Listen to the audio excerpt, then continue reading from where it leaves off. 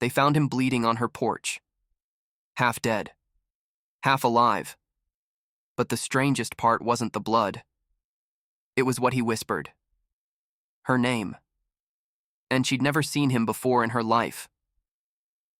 Clara Mayfield would never forget that evening. The raw sky had been bruised with shades of crimson, the kind of sunset that looked more like fire than light. The wind had picked up early, stirring the dirt like spirits unsettled.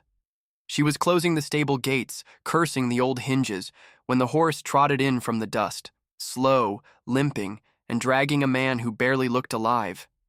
He didn't speak. He didn't ask for help. He just stared at her like he knew her soul. Clara stood frozen, hay clinging to her dress, heart pounding in a rhythm that made no sense. The stranger had a presence, tall, gaunt, draped in shadows. His coat was torn near the ribs, blood darkening the fabric. But his face, that face had stories carved into it like desert stone, and sorrow etched deeper than time itself. And still, he said nothing, until he fell. Straight down, face first. In front of her boots, Clara dropped beside him, shaking. "Hey! Hey, mister! Can you hear me?" He didn't move, except his lips, which parted with painful effort. She leaned in, heart caught in her throat. Then came the whisper. Clara, her name, spoken in a voice she'd never heard. But somehow, it knew her. She staggered back, chills crawling up her spine. Who was this man? How did he know her name? And why did her heart ache like she'd just lost something she didn't even know she had? The horse gave a faint whinny, then collapsed beside its rider, as if the journey had claimed everything from both of them. The wind screamed down the valley. Clara had a choice: turn away and call the sheriff, or pull him inside, and find out what the devil fate had just thrown at her doorstep. She looked at the horizon, then back at the man, and for the first time in 5 long years, she felt afraid to be alone. Clara dragged him into the house with more will than strength. His weight was solid, dead-like, but she refused to let him die on her porch. The wooden floor creaked as she pulled him across the planks, the blood from his side painting a red trail behind him. She was breathing hard, arms trembling, mind racing. She didn't know who he was. She only knew he whispered her name like a prayer. Laying him on the couch beside the fireplace, she tore his shirt open. A bullet wound, deep, jagged, high, near his ribs. Crusted blood showed it wasn't fresh. He must have been riding like that for days. Her hands moved without hesitation. Years of tending to livestock had made her tough, but this was different. This was a man, a stranger, and something about him made her heart beat in strange, aching ways. She boiled water, tore strips from old bedsheets, and stitched where she could. His jaw clenched once, but he didn't make a sound. Even unconscious, the man was silent. Like silence was stitched into his bones. After what felt like hours, the bleeding slowed. Clara sat beside him, studying the lines on his face. Dust clung to his stubble, his cheekbones sharp like the cliffs beyond the valley. His lips were cracked. A scar ran just under his left eye. He looked like a man who had seen war, grief, and miles of lonesome road, and yet he had said her name. "Who are you?" she whispered, brushing a strand of hair from his forehead. "How do you know me?" He didn't answer. The flames crackled in the fireplace. Outside, the wind howled like wolves mourning something ancient. Clara leaned back, arms folded, trying to stay awake. She hadn't let a man into her home since her husband died 5 years ago. Not the doctor, not the banker, not even the sheriff. She had kept this house locked tight, both the doors and her heart, and now this man was bleeding in her living room, whispering her name like he knew the shape of her soul. Just before sleep took her, she heard a rasp. She turned sharply. His eyes were open, not fully, just a sliver. "Clara," he murmured again, voice broken like old timber. She moved closer. "Yes? What is it?" But his gaze had drifted, past her, beyond her, into something unseen, and then, barely audible, I promised him I'd find you. Clara froze. Him? Who? Her mind spun as the room darkened around her. Outside, the stars blinked through the clouds, and somewhere in the distance, a lone coyote cried. Clara didn't sleep that night. She sat by the fire, eyes flicking, between the stranger's pale face and the darkened window. His words echoed inside her like a bell ringing in an empty chapel. I promised him I'd find you. Who was him? Why would someone send this man to find her, and how could he possibly know her name? She stood, arms wrapped around herself. Her old shawl couldn't stop the cold creeping into her chest, a different kind of cold, the kind that came from not knowing whether you were safe or already in danger. By morning, the wind had calmed. The valley looked peaceful in the golden haze, as if the night hadn't carried ghosts on its breath. Clara stepped outside briefly to feed the chickens and check on the horse. It was a worn-out Appaloosa with tired eyes and saddle sores. This creature had traveled far, maybe too far. She brushed it gently, whispering soft words she hadn't spoken in years. When she returned inside, the man was awake. Barely. His eyes tracked her movement, sluggish but alert. He tried to sit up, then winced in pain, his hand going to the wound, at his ribs. Don't move, Clara said gently, stepping closer. You lost a lot of blood. You need rest. His gaze fixed on her, and this time, it was like a weight pressed against her chest. Deep eyes, filled with something. Grief. Purpose. Maybe both. He licked his cracked lips, struggling to speak. His voice cracked. I'm sorry. I scared you. Clara's breath caught. That voice, low, rough like gravel. It was the first full sentence he'd spoken. I didn't mean to come here like this, he added. Didn't mean for you to see me this way. You know my name, she said softly, but I don't know yours. He looked away. I go by Eli. She waited for more. Nothing came. Eli, she repeated. Why did you say you were looking for me? Who sent you? He closed his eyes, swallowing hard. Your husband, he whispered. Clara stepped back like she'd been slapped. For a long moment, the only sound was the fire. My husband's dead, she said, her voice low. Has been for 5 years. Eli nodded slowly. I know. He saved my life. Told me, if anything ever happened to him, find Clara. Tell her. He never stopped loving her. Tears burned the corners of her eyes, but she didn't let them fall. What was his name? She asked, voice trembling. Eli looked up, and for the first time, she saw pain, raw and open, in his eyes. Thomas, he said. Her knees went weak. Thomas was her husband, and he had died out on the frontier, alone, the letter they found with his body half burnt and unreadable. Until now, she never knew his final words. Clara sat motionless. Thomas. His name hadn't been spoken in years, not even in her own thoughts without pain clawing at her chest. She remembered his laugh, his boots outside the door, the way he'd tip his hat when she blushed. He had been hers. And then, he was gone. And now this man, this stranger, claimed to know his last words? She stood, turned away from Eli, her hands gripping the edge of the fireplace mantel. I buried him without goodbye, she whispered, voice shaking. The cavalry found his body north of Santa Fe, said it looked like bandits, maybe Comanche. I never knew what happened. They brought me his belt, and half a letter too burned to read. Eli sat up a little, pain etched deep in his face. I was with him, he said quietly. We were ambushed, 5 of us. Only 2 made it out, and I was barely one of them. Clara turned, eyes wet but hard. Why didn't you come sooner? Why now? I was in a bad way, he said. Wounded. Took years to get back on my feet. Then, I couldn't find the courage. Not until now. His voice cracked. Thomas saved me.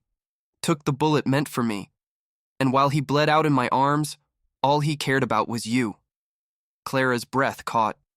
He told me to tell you. Eli looked down. He said he regretted leaving.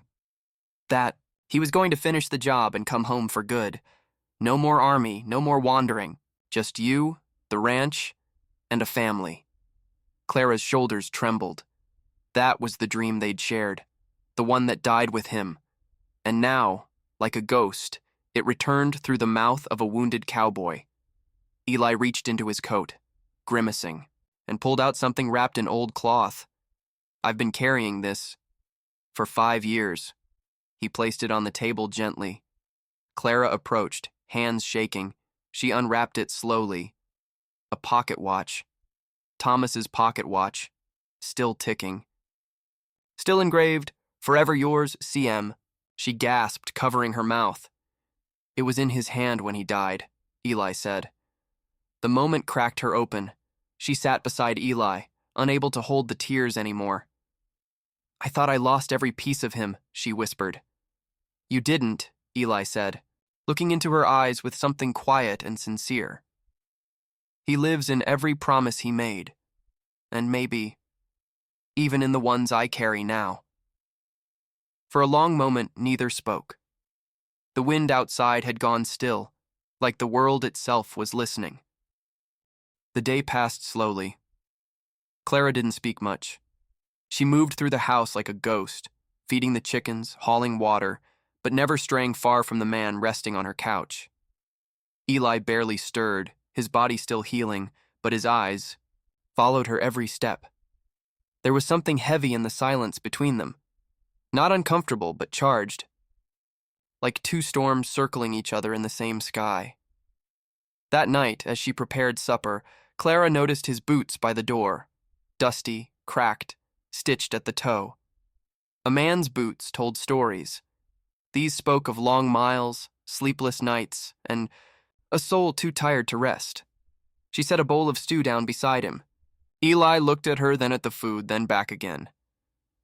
You didn't have to do all this, he said softly. She sat across from him, folding her hands.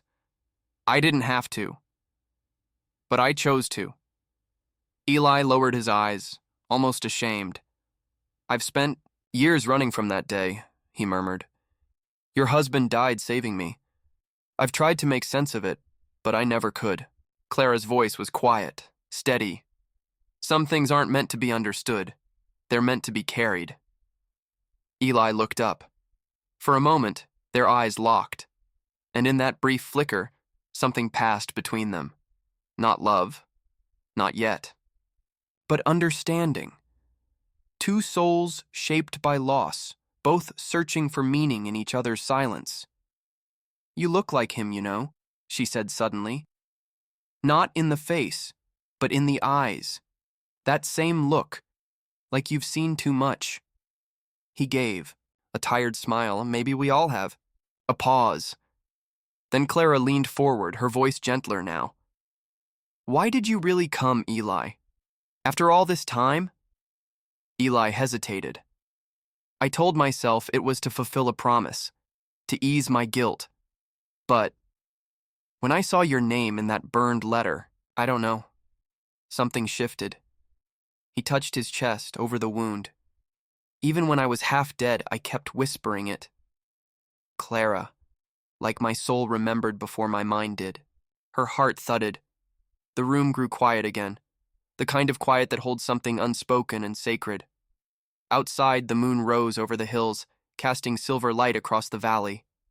Wolves howled in the distance, but Clara and Eli sat still, as if time had paused to let them breathe. For the first time in 5 years, Clara didn't feel alone. It was long past midnight, yet Clara found herself still awake, sitting by the hearth with a faded quilt around her shoulders. The fire had dimmed to soft embers, and the only sound was the faint hiss of wood settling into ash. Across the room, Eli stirred on the couch. "You don't sleep much," he said, voice hoarse. Clara didn't turn. Sleep's hard when you get used to listening for coyotes, or memories. Eli managed a small chuckle, though it ended in a pained cough. He sat up slightly, his frame outlined by the fire's dull glow. "I spent nights like this under the stars," he murmured. "Cold rock under my back, sky wide, open above. You'd think a man would feel free out there. But mostly, I just felt hollow." Clara looked over. "Hollow from what?" Eli's gaze found hers. "From surviving." She didn't respond, not right away. But something in her chest tugged gently toward his voice. "You carry it, don't you?" she asked. "His death." Eli nodded. "I was just a scout, not even supposed to be on that ridge.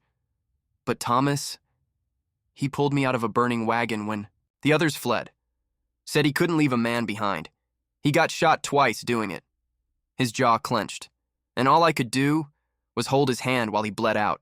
I begged him to hang on, told him help was coming, but he knew it wasn't. Clara's hands tightened around her mug. Eli looked down.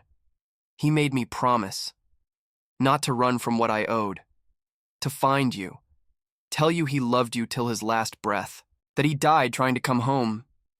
Silence filled the room like a heavy fog. Clara stood and walked over slowly. She sat beside him, not too close, but not far either. "Eli," she said softly, "you didn't have to come back. Most men wouldn't have. But you did. You carried a dying man's wish across half the country. That means something." He looked at her, tired eyes full of old wounds. "I didn't just come for him," he whispered. Clara's heart skipped. "I came because, somewhere along the way, his promise became mine." Her breath caught, and in that moment, as the fire gave its final crackle, Clara didn't see a stranger anymore. She saw a broken man, with a noble soul buried beneath the scars. Maybe, just maybe, her heart wasn't done beating after all. The morning light spilled across the ranch like warm honey, stretching its golden fingers over the porch, the dusty path, and the slumped man on Clara's couch. Birds chirped low, cautious as if sensing the weight in the air. Clara moved quietly through the kitchen, her apron tied snug, hair braided back. But her thoughts were far from eggs and biscuits. They clung to Eli's. Words from the night before. His promise became mine. She hadn't slept. Not truly. Her heart had spent the night wrestling between sorrow and something unfamiliar, something warm, gentle, hopeful. She glanced over at Eli. He was awake but still, watching the ceiling as if lost in memory. "You hungry?" she asked, her voice light but laced with care. He turned toward her slowly, nodding. "Smells like heaven." Clara smiled faintly and poured coffee into the chipped mug beside his arm. He accepted it with a soft, "Thank you," his fingers brushing hers just long enough to stir something quiet inside her chest. As they ate, the silence between them wasn't heavy anymore. It was tender. But peace in the west never lingered long. Suddenly, hooves echoed from down the road. Clara stiffened. She stood quickly, peering through the curtain. Dust rose behind a single rider heading straight for the house. "That ain't the mail," she muttered. Eli sat up, wincing. The rider stopped short at the porch. A tall man, with a dark hat pulled low and a silver star on his vest. "Sheriff Carter," Clara said, opening the door. "You're a long way from town." The sheriff tipped his hat, but his eyes were sharp. "Morning, Clara. Heard a wounded man stumbled into your place a few nights back. You didn't report it." Clara's spine straightened. "I was busy keeping him alive." The sheriff stepped onto the porch slowly. "You know the rules, Clara. We're still close to outlaw territory. Can't have strangers hiding out without questions." Eli stepped into view, leaning on the doorframe. "No trouble here, Sheriff. Just passing through." Carter's eyes narrowed. "You look familiar." Clara stepped between them. He's a friend of my late husband. Saved his life once. Carter didn't back down. That may be, but I need his name. Eli's jaw tightened. Clara glanced at him. Eli Boone, he said finally. Used to scout near Santa Fe. The sheriff froze. Boone? A beat passed. The tension could slice through bone. You best be careful, Carter said after a pause. There's men, still looking for that name, some with badges, some without. He mounted his horse again. Watch your back, Clara. You always were too kind. As the sheriff rode off, dust swirling in his wake, Clara turned to Eli, her face pale. Who? Are you really Eli? Eli looked away, ashamed. Someone who's trying to outrun what he used to be. The wind had shifted. That afternoon, dark clouds gathered over the hills, not just in the sky, but in Clara's chest. She stood at the barn door, gripping the post, staring into nothing. Her mind echoed with the sheriff's words. You always were too kind. Behind her, Eli saddled the old mule she kept for errands. His face was taut, unreadable. She watched him tighten the strap with a strange urgency, like a man preparing for something more than a ride. You running? She asked quietly. He didn't flinch, but he didn't answer either. You said you came for my husband's promise, she continued. But now the sheriff's at my door warning me about your name like it's poison. Eli turned, eyes shadowed. I was a scout, yes. But before that, I was part of a crew, rode under a man named Harlan Dokes, outlaw, bounty dodger, land thief. I was young, hungry, stupid, thought loyalty would save me. Clara's breath caught. What happened? We got ambushed near Cold Hollow Ridge. I took 2 bullets and woke up to find everyone dead except me. Rumors spread I'd flipped, that I sold them out to the law. He looked down. I didn't. But I didn't die either, and that made me guilty in their eyes. Clara stepped forward, her voice softer now. Why didn't you tell me this before? He met her eyes. Because I didn't want you to look at me the way you're looking now. She swallowed hard. Torn. But just then, a sharp whistle rang from the ridge behind the barn. 3 short bursts. Eli froze. That's not a bird, he said. That's a signal. He grabbed the rifle from the barn wall, wincing as he moved. Too fast, Clara stared, stunned. Who would be coming? Eli's face darkened. The kind of men who don't knock. He handed her the second rifle. Can you shoot? She didn't blink. I've shot more than coyotes. Outside, hoofbeats began to echo again. Not one this time, but several. Distant, approaching. Eli moved beside her, eyes scanning the horizon. If anything happens, you run, he said. Clara looked up at him, firm. I didn't run when my husband died. I'm sure as hell not running now.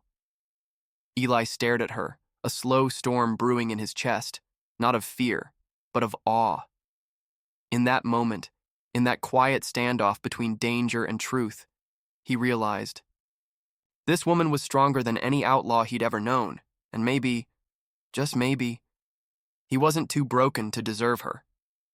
The first rider came into view just past the sycamore line, a tall man in a duster, rifle slung lazy across his back. Behind him, 3 more shapes emerged, spaced out, calm, like wolves circling a dying elk. Clara and Eli crouched inside the barn, peeking through the cracks between the boards. That one in front, Eli whispered, jaw clenched. That's Jeb McCaw, used to ride with Dokes. He survived too. Clara's pulse thudded in her throat. Friend of yours? Eli shook his head. Friend don't ride up slow when he knows you've been shot. They watched as Jeb dismounted with practiced ease, then called out, loud enough for the wind, to Carrie, Eli Boone, you alive in there, or do I need to light this barn up just to be sure? Eli stood, stepping into view at the doorway. Clara grabbed his arm. What are you doing? He gave her a small smile, not careless but soft. Sad. Ending something I should have ended years ago. He stepped out onto the dirt. I'm alive, Jeb. The man grinned, showing yellow teeth. Well, I'll be damned. Thought you'd bled out in the canyon. Guess cowards last longer? Eli didn't flinch. I didn't sell out dokes. No, Jeb said, walking forward. But you didn't die with him either. That's enough for some of us. Clara stepped beside Eli, rifle in hand. The riders snickered. Well, looky here, Jeb smirked. That widow you were sent to find? Guess she patched you up good, huh? Eli's voice dropped. Leave her out of this. Jeb's grin faded. You made your choice when you didn't die, Boone. We ain't here for mercy. We're here for justice. A tense silence fell. Just wind, hooves shifting, breath held tight. Then Clara spoke, strong and steady. If this is justice, why are you hiding behind rifles? Jeb blinked. You boys want revenge, she continued. Fine, but you're standing on my land, and I aim just as straight as I speak. The other riders shifted. Jeb's hand went to his holster. Bang, Eli's. Rifle cracked first, grazing Jeb's shoulder. Chaos exploded. Gunshots rang. Dust flew. Horses reared. Clara fired twice, hitting the ground near the boots of the second rider, a warning she meant business. Inside 2 minutes, it was over. Jeb lay wounded but breathing. The others had fled. Eli leaned against the barn door, breathing heavy, his shoulder bleeding again. Clara dropped to her knees beside him, eyes wild. You're hit, he laughed, wincing. Just a graze. Her hands pressed against his shirt, and their eyes locked, raw, real, full of everything unsaid until now. You didn't just come for a promise, she whispered. No, Eli murmured. I came because I couldn't leave without knowing if something worth living for still existed in this world. Clara's hand cupped his face gently. You found it. The night settled heavy on the ranch like a worn blanket. Quiet, but far from peaceful. Clara moved softly across the cabin. Floor, a lantern in her hand. Eli rested on the couch again, his shoulder bandaged, shirt off, chest rising slow but steady. The firelight danced on his skin, catching the old scars, some long healed, some still fresh. His face was calm, but his fingers twitched in his sleep, like he was still fighting ghosts in the dark. She sat beside him, heart aching with a strange mix of gratitude and fear. Gratitude that he was still alive. And fear that whatever past he carried might not be done chasing him. The next morning, as Eli slept, Clara went to clean the old trunk her husband had left untouched in the corner of the bedroom. She hadn't dared open it since he passed. But now something in her stirred, a whisper telling her to look. Inside were faded shirts, a broken harmonica, and a folded U.S. cavalry map. But beneath all that, tucked in a wooden false bottom, was a sealed envelope. Brittle, yellowed, and addressed in her husband's handwriting. To Clara, in case I don't return. Her hands trembled as she opened it. Clara, if you're reading, this it means I didn't come back from the ridge. There's a man named Eli Boone. We rode once. He saved my life twice, once from a bullet and once from myself. If he ever finds his way to you, trust him. He carries guilt heavier than any saddlebag, but his soul's still good. Maybe better than mine ever was. And Clara, if the years get lonely, don't chain your heart to a grave. Live. Luke her. Knees gave out. She sat on the floor, heart pounding, tears sliding silent down her cheeks. Her husband had known, had chosen Eli, not just to pass on a promise, but maybe to pass on her future too. When Eli stirred awake, he found her sitting. Near the window, the letter clutched in her hands. You found it, he said softly. You knew about it. He nodded. Luke wrote it after Cold Hollow. Said if anything ever happened, I'd need to find you. I didn't know if I had the right. Clara stood, walked to him slowly, and placed the letter in his hands. You have more than the right. Eli. He looked up, pain and longing twisting in his chest. I didn't come here to take his place. She shook her head, voice low. You came because he believed in you. And now, so do I. Their eyes held, the silence between them thick with everything the wind couldn't carry away. But just as their hands found each other again, a knock echoed from the door, hard, sharp, and unexpected. Eli's body tensed, Clara's brow furrowed. You expecting someone? Eli shook his head slowly. Another knock, then a voice, cold and unfamiliar. Boone, you've got something that belongs to us. The door creaked open slowly, revealing two grim men silhouetted by the moonlight. One was broad-shouldered, the other lean and sharp-eyed, both wearing the cold stares of men who'd come for more than talk. Eli rose, wincing in his injured shoulder but steady as a rock. You got the wrong man, Eli said low, voice like, gravel! The broad man smiled. A cruel, humorless thing. We don't want to make this ugly. Eli, Boone owes a debt, and we're the collectors. Clara stepped forward, fierce and unafraid. This is my home. No debts come through that door. The lean man chuckled darkly. Not a debt you can pay with words, miss. Boone's past has a price, and we're here to collect, one way or another. Eli's eyes narrowed. What is it you want? The broad man pulled a folded piece of paper from his coat. Your freedom, or your life. Clara's heart hammered. Freedom? What kind of freedom? The man's smile deepened. The kind that comes when you ride out of town with nothing left but the dust behind you. Eli stepped in front of Clara protectively. You want me gone? You'll have to get through me. A tense silence fell, broken only by the distant howl of a coyote. Clara's fingers brushed Eli's arm, steadying him. We're not afraid, she said quietly. The lean man's grin faded, replaced by a hard glare. Good. We'll see how long that lasts. The moon hung low, casting silver shadows over the dusty floor of the cabin. Clara stood near the window, her hands clenched tight around the wooden frame, watching the two men silently pacing outside. Eli leaned against the doorframe, pain flickering behind his eyes but his jaw set with iron will. They won't wait long, Clara whispered. What's our move? Eli's voice was steady, though his fingers trembled slightly as he loaded the rifle. We stand our ground, this land, this promise.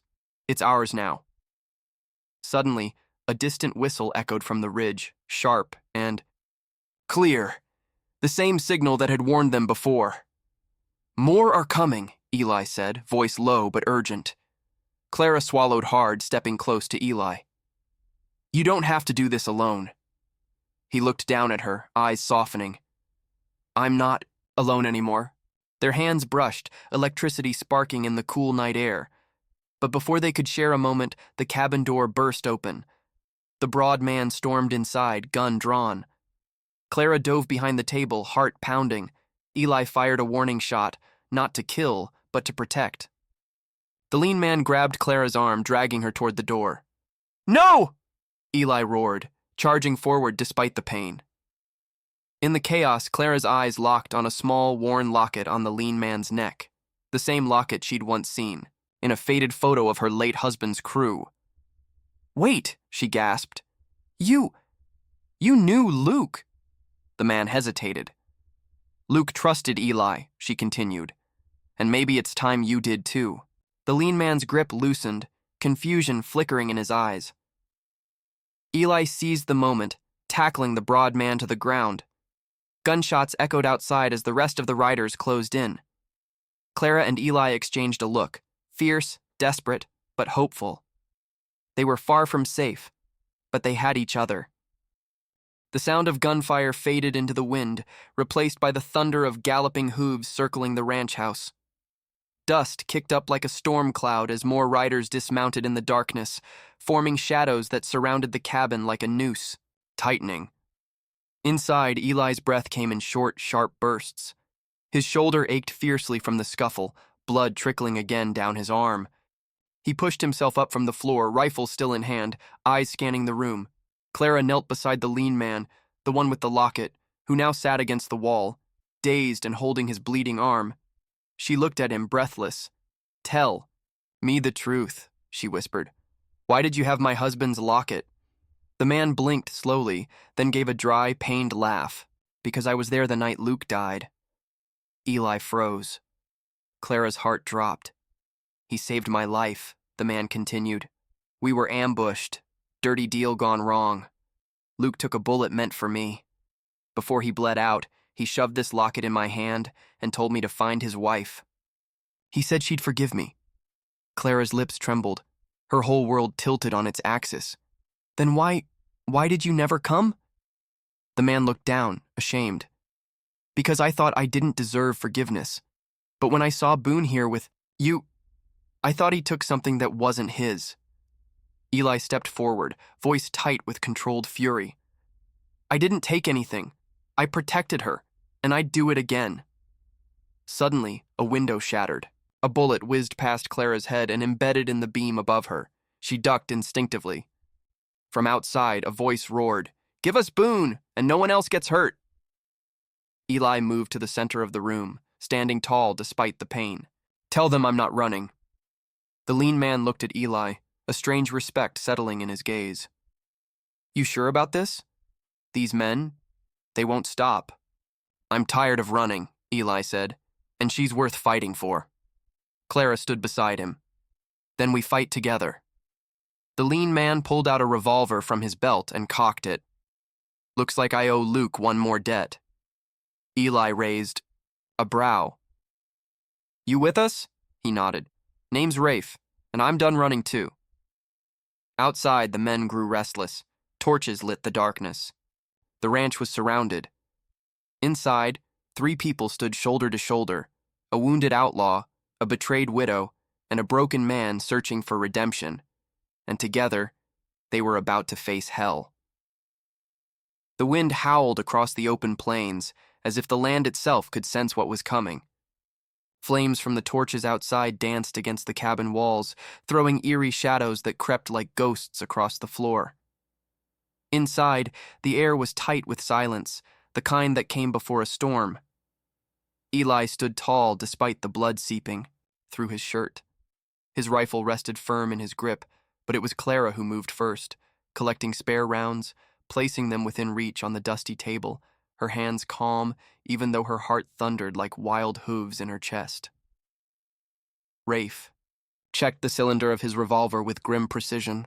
The man who had once betrayed his own sense of honor now stood beside them, fighting for something more than survival, for penance. Outside, the gang's leader shouted again, Last chance, Boone! Come out now, or we'll burn it all! Clara's breath caught. Eli didn't move. His voice was low, steady. They won't stop, Clara. Not unless they think I'm already dead. Rafe scoffed.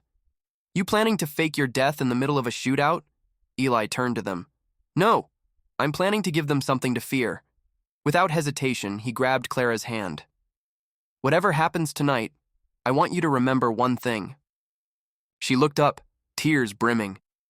You saved me long before you ever bandaged that wound. I didn't know what love was until I saw the way you looked at me, not with pity, but with hope.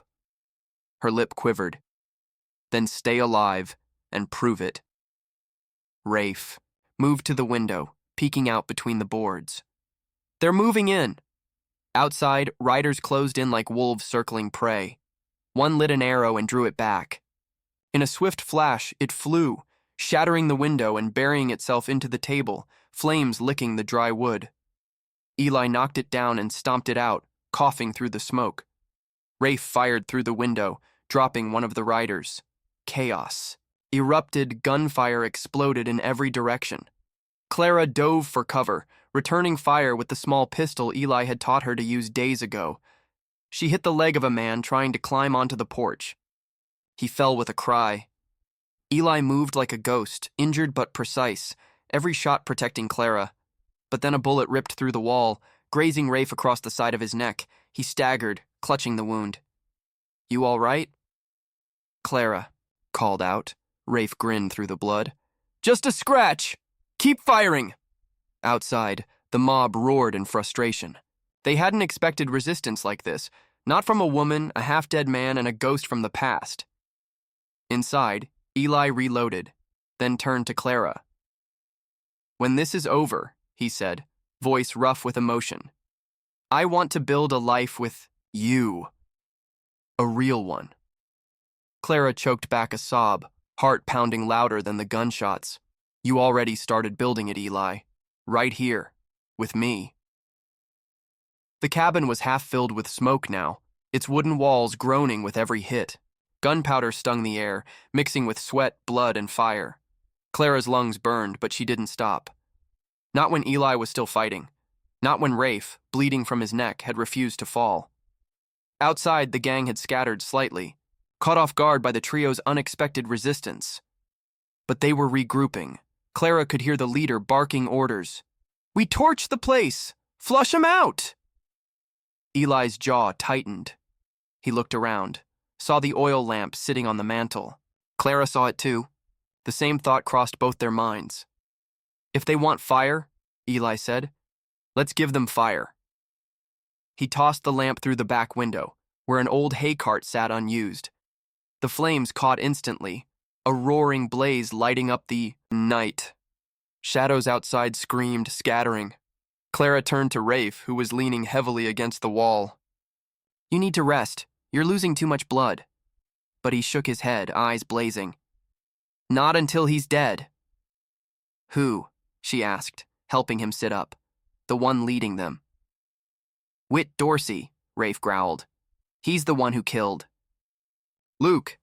He led that ambush years ago. I saw him shoot your husband in the back." Clara's blood ran cold. "You never said—" "I didn't deserve to," Rafe murmured. "But now, I'll finish what Luke started." Eli stepped back in, having taken out another man trying to climb through the side. "What did I just hear?" "Dorsey's the one after you," Rafe said. "But truth is, he's after anyone who saw what he did." "Luke! Me! Now you!" Eli cursed under his breath. "Then we end it tonight." Clara's hands were shaking now, not from fear, but fury. "He killed my husband and came back to burn my home?" She stood tall, eyes blazing. "We end it, my way." They moved quickly, Eli covering the front, Clara and Rafe watching the rear. The fire outside had spread to the corral, casting a devilish glow over the land. The gang was thrown into disarray, horses panicking, smoke billowing thick, and then, through the haze he came, Whit Dorsey, riding straight toward the cabin like the devil himself, shotgun in hand, black hat low over his brow. Eli raised his rifle. "No," Clara said sharply. "He's mine." Dorsey dismounted with a cruel grin. "A woman with a gun? Your husband never said you had such fire, Miss Clara." "That's because he never saw me burn," she hissed, stepping into. The open pistol raised, a beat, a shot. Dorsey's gun clattered to the ground. Clara had fired without flinching, hitting him square in the shoulder. He roared in pain, falling to one knee. Rafe aimed, ready to finish it, but Clara raised her hand. "No more death tonight. Let the law have him." Eli stepped beside her, wrapping a bloodied arm around her waist. "You've got more strength in you than any man I've ever known." She looked at him, heart wide open. "It's you who gave it back to me." Behind them, the ranch still burned. But inside that, fire. Something new had begun. By morning, the fire had burned down to smoldering embers. The land was quiet again. Too quiet. Where chaos had roared only hours before, now lay only the charred skeleton of Clara's barn and pieces of a past she no longer needed. Sheriff Cutter arrived at dawn, hat in hand, eyes wide as he surveyed the battleground. "Heard the gunfire from town. Lord Almighty, what happened here?" Clara stood beside Eli, his arm in a sling, bruised but alive. Rafe sat on the porch steps, bandaged and pale, but with a smirk on his face. "We held the line," Clara said, simply. "And we buried the past." The sheriff looked at the bound and bleeding Dorsey in the back of a wagon. "That man's been running for years. Never thought he'd get brought in by a woman and a wounded man." Clara didn't smile. "He made the mistake of underestimating both." The sheriff tipped his hat. You ever need a deputy, Miss Boone? You just say the word. As the lawman rode off with Dorsey and his scattered gang, silence settled in, again. But it wasn't lonely. It was peaceful. Eli turned to Clara. You lost a lot last night.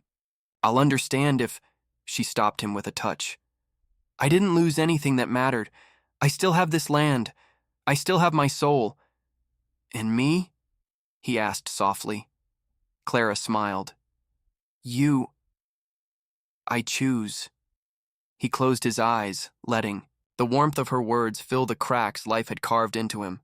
She wrapped her arms around him, resting her head against his chest. Rafe coughed from the porch. If you two are done declaring undying love, I could use some coffee before I pass out. They laughed, all three of them, because it was over, because something new had begun. In the days that followed, neighbors came.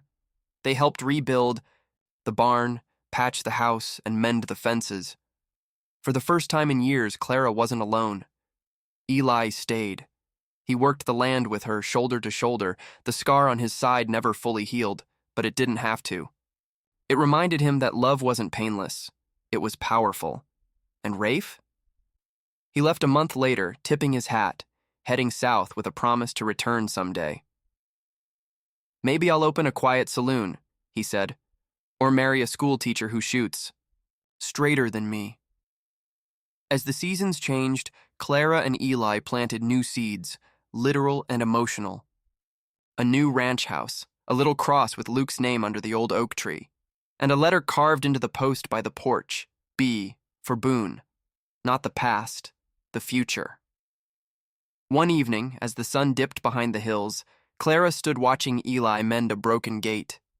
He looked up, saw her smiling. What is it? He asked. She walked to him, took his hand. Nothing, she said. Just... I never thought peace would look like this. Eli kissed her forehead, pulled her close. Peace looks like you, he whispered. And as the stars came out, shining, over the scorched but sacred land, the ranch once marked by sorrow became a home again. Not because of what it had lost, but because of what it had found. Love, redemption, and a reason to stay.